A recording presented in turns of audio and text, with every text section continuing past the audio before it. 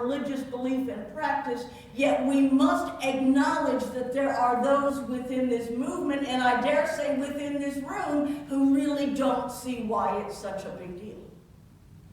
We are a complicated, conflicted bunch of people, and that's what I wanted to talk about today. It would have been fun. But this is what happens. The Spirit had other plans. I hate it when that happens, but it happens a lot. Now, when you called me to serve you as your minister, you both invited and commanded me to speak from my own conscience. Whether or not you agreed, whether or not I thought it was what you wanted to hear, without regard to my own professional success or longevity of employment, I have a moral obligation and also an absolute right to speak the truth as I see it. But here's the thing. To speak the truth of my own conscience means also that I answer to something else. Something deeper, higher, stronger, longer, truer, older, newer, more. Sometimes I call it God. Now for me, it is not a God for whom personal pronouns are appropriate. For many of us it is. And we celebrate the fact that within our tradition, that is not an issue for us.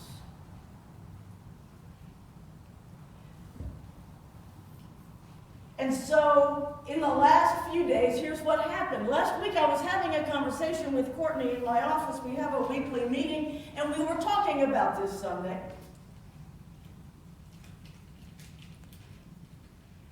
And we were talking about this article that appeared 12 years ago in the UU World, written by now Star King President Rosemary Bray McNabb. The Reverend Dr. Rosemary Bray McNabb, who at one time was considered as a co-author of Coretta Scott King's autobiography. She was one of the finalists, and all the finalists were invited to meet with Mrs. King, and she wrote about that conversation and the insights that she gained from it. And when it was first published, the title was Why Martin Luther King Was Not a Unitarian Universalist. And, you know, we claim him, don't we? I mean, we know that he doesn't really belong to us. But my God, everything he had to say seems so in line with what we hold true and dear. And so we claim his teachings and his prophetic vision, even though we have to acknowledge that he was not one of us. And this is something that I have considered many times. Why could he not be one of us? And I thought I knew the answer. That is, I know the short answer, the obvious answer. You cannot lead a black liberation movement outside of the black church. And then the more complicated answer, the way that we are so stuck in our heads, so afraid of the emotion and passion of religion, in a way that alienates the very people he was trying to reach. And Courtney sent me the link to that article, and I read it again. And like Scripture will do, it said something new to me that wasn't there the first time I read it. Deeper reasons why the Reverend Dr. Martin Luther King could not be a Unitarian Universalist. She cites an essay that he wrote for the Christian Century, and I'd like to quote a little bit of it.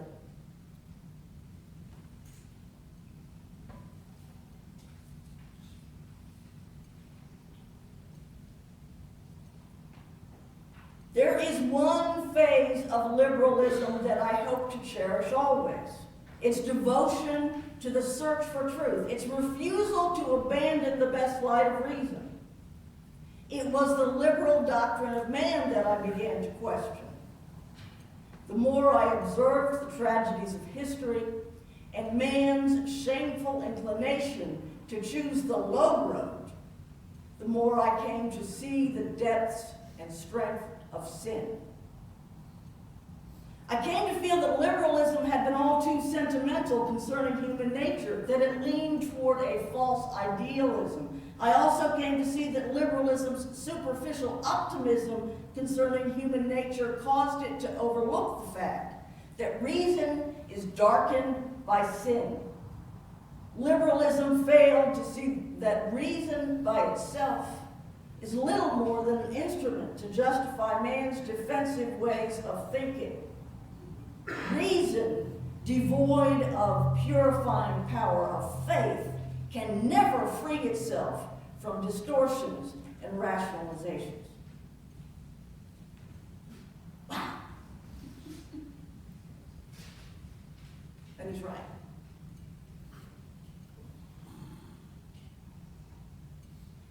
Now, Dr. Manette goes on to give her own personal story of how she came back to a core Christian belief system as part of the Unitarian Universalist tradition. How she came back to God. And how she struggles even now for the permission to pray.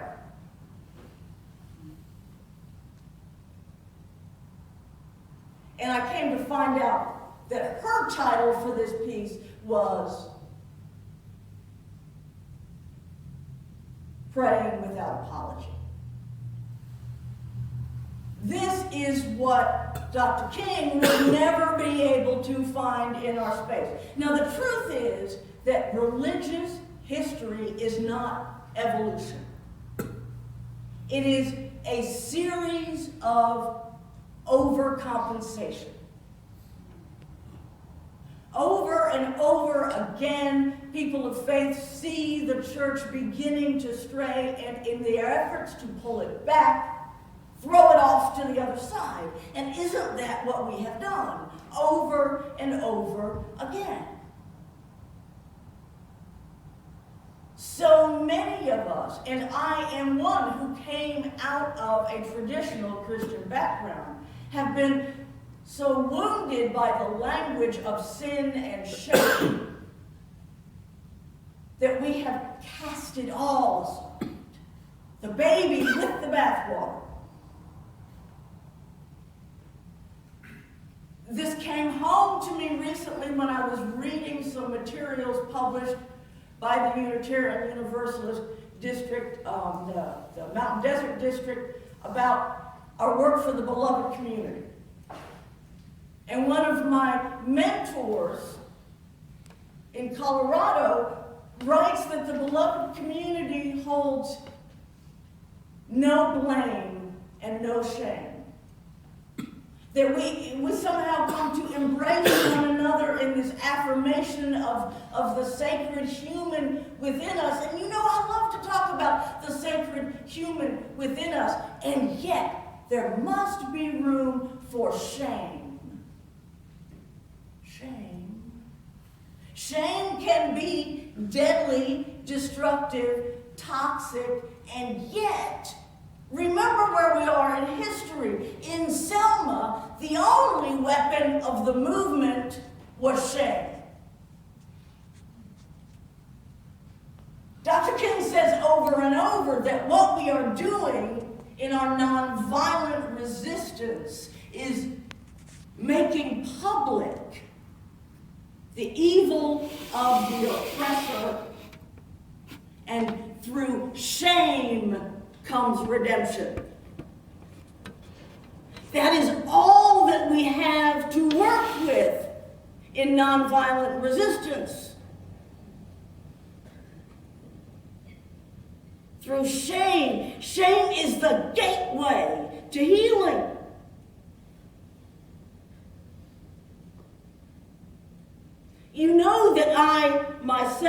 am a recovering addict, and I tell you, shame is the gateway to healing. There is no doubt. For what other reason would anyone give up control and power? Now, of course, having reached that moment of redemption, shame then becomes a horrible, destructive burden if not released through reconciliation. But as we look around and see those churches and religious traditions that have turned to a fundamentalist, strict constructionist, literal reading of the text and derive from it opportunity to blame and shame one another, we know that the language of sin is deadly to the spirit within us. And so we cast it aside. But it is shame that has the possibility to save us.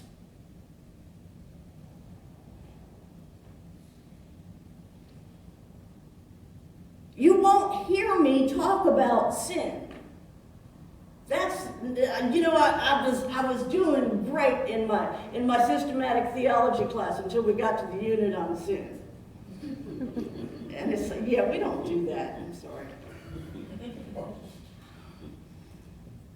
It's a word so laden with judgment that I cringe at the sound of it. And yet, here we are. Here we are, right? Set aside this image of this great bearded Father God off there somewhere passing judgment.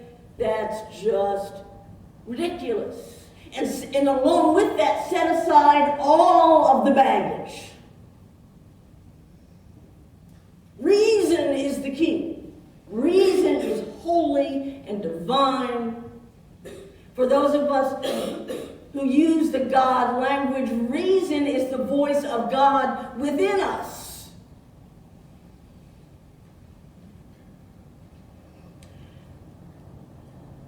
But this is a state of overcorrection that is, quite frankly, unreasonable.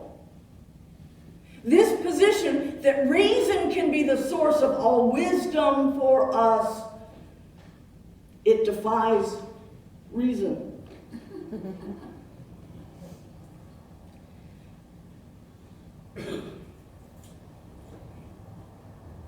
It's a position that we, in a privileged, safe, comfortable situation in society, can afford. But for those with whom Dr. King walked, who faced daily violence, oppression, humiliation, there had to be some way to account for what can only be called evil surrounding them. And so here are our choices. Turn to reason with me. Do we call it evil? Do we do as some traditions do, embody it as a devil figure, an anti-God? Or can we acknowledge that within humanity there is something broken, sick, imperfect, something that our predecessors called sin? It really is a worthwhile concept. Because it's the only way that we escape either the mythological construction or the construction held by our neighbors across the street that human beings are born corrupt And neither one of those works for me, but there is something broken in all of us.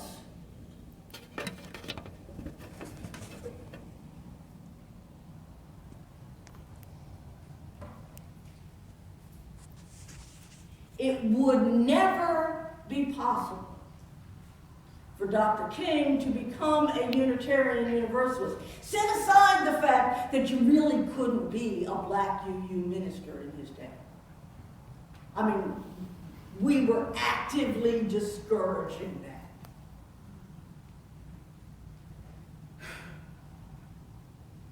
For him, and today for me,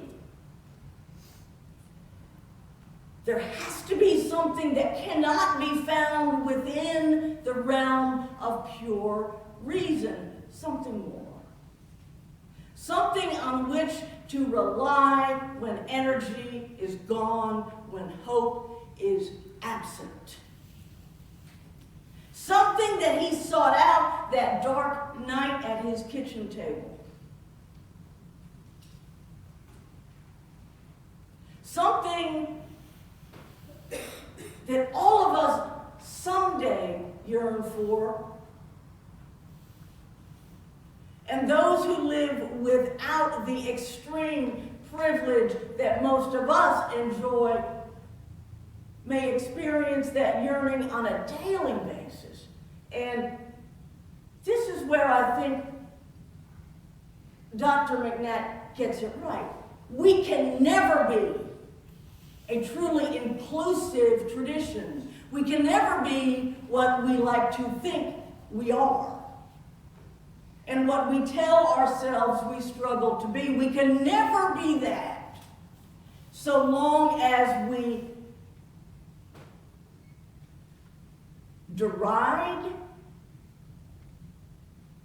belittle, diminish, or even do not invite the expression of a living, personal God who transforms lives and makes things possible that otherwise are not. No, that's not my theology. But it is the theology of many of my dearest friends. And if we say we would be a home, a haven, a welcoming spiritual community for people of all races, cultures, socioeconomic backgrounds, and cannot receive and welcome. I don't mean tolerate. We tolerate really well. And frankly, I hate that word. As someone who has been tolerated myself most of my life, I am done with tolerance. We must, if we choose this, if we truly are committed to this inclusion that we claim, we must find ways of welcoming, of hearing, of receiving that wisdom. Or else stop claiming that it's what we want.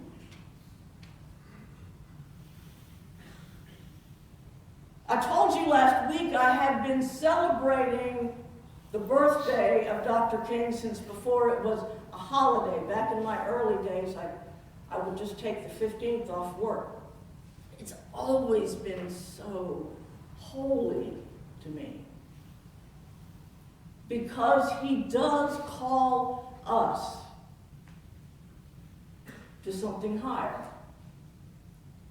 To what in his language was called brotherhood. And quite frankly, for what English language has no gender-neutral equivalent. The true and genuine experience of that connection that is there if only we can see it and live it.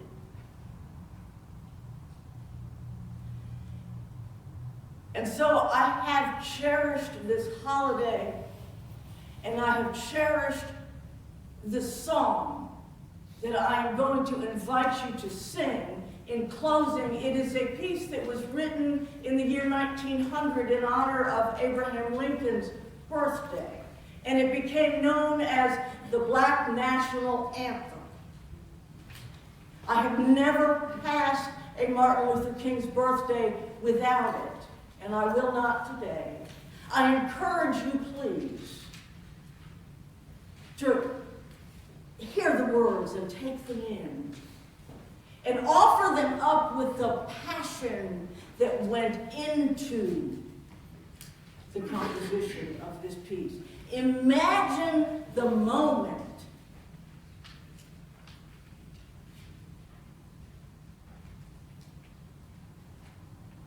don't think about it too much. Let it rise in you. I know we can. And so I would invite the choir now to come forward and lead us. And if you will join me in the singing of number 149, lift every voice.